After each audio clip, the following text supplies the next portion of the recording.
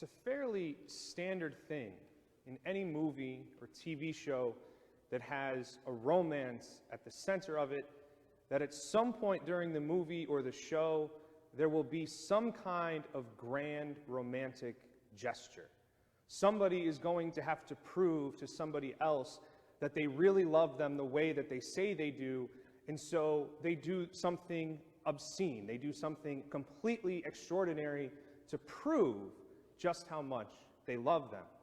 Perhaps one of my favorite of those scenes comes from the classic movie It's a Wonderful Life, when George Bailey is trying to pursue Mary, who will become his wife, and as they're walking along and he's trying to figure out exactly what she wants, exactly where he stands with her, he delivers the classic line, "What do you want, Mary? What is it you want? Do you want the moon? I'll lasso it for you. Just say the word, I'll lasso it for you. I'll bring it down. Hey, that's a pretty good idea, Mary. Yeah, I'll give you the moon." I think we're all fairly familiar with that classic proof of just how much George wants to show his love for Mary, that he's literally willing to try and lasso the moon. Many of us have experienced probably something similar even in our own lives. There's a very classic line that happens whenever two people are perhaps dating or trying to date or something like that. I know I've heard it. It's been said to me when I was dating back in high school and in college. Some of you may have heard it or even said it yourselves. If you really love me, you would fill in the blank. And sometimes it's something kind of trite and fun, like if you really loved me, you'd go get me a glass of water from the kitchen. Or something more serious. If you really loved me, you would finally propose, or something along those lines.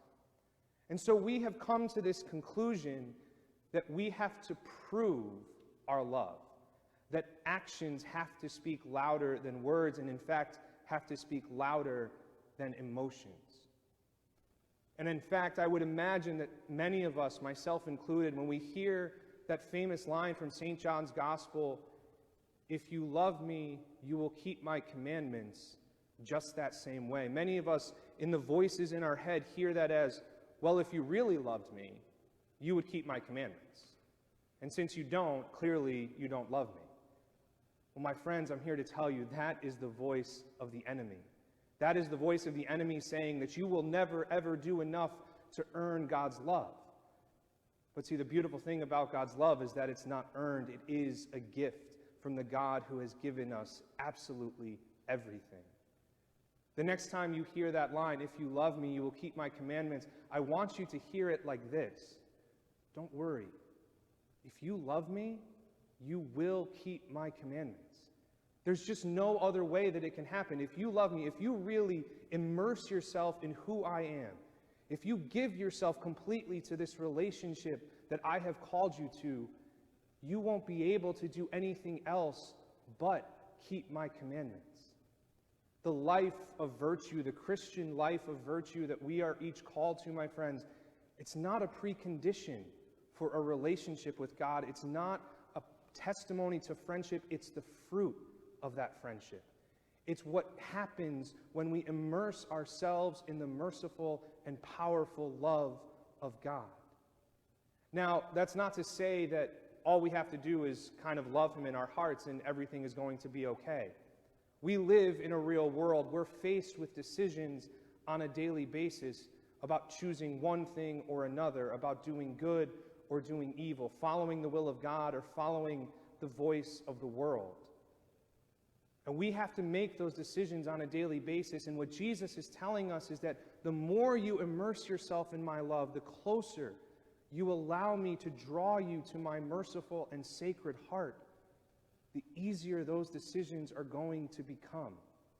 The more that you are going to choose what I have chosen for you, because what I have chosen for you, what I offer you, is something greater. Even when the world tells you that this is what is nice for you, this will make you happy right now, I know what will make you happy and joyful and peaceful for all eternity. The closer you draw to my heart, the easier those decisions are going to become. And that is the gift of the Holy Spirit that Jesus promises us, that his presence abides in his church and in our hearts even to this day, that he was not just there to be friends with those with whom he walked the earth 2,000 years ago, but by the power of the Holy Spirit, those who immerse themselves in the merciful love of God continue to have his presence with them, driving them every decision that they make, even today. We have to make challenging decisions on a daily basis, and often the world is going to tell us one thing when our hearts are pulling us in another direction. But the love of God, the love that compelled Jesus to the cross, that is the reason for our hope that St. Peter speaks of. That I can hope that even though it might not look good to the world right now, that I am making the right decision because God has called me to something greater. He has done for me what the world never could. He has saved me from sin and death. And that is what he continues to offer me day after day, moment after moment, for all my life and beyond. He has created me. He has saved me.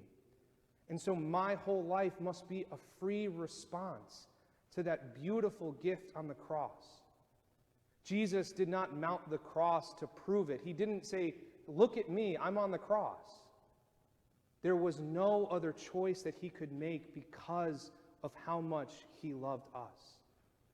And so it must be for all of us who seek to follow the will of God in our lives.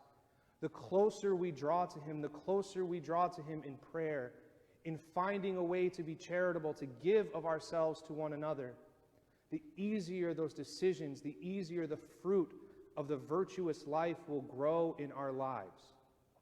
To put it another way, I'll leave it in the hands of perhaps my greatest spiritual hero, St. John Paul II. He is asking you to love him. All the rest will ensue.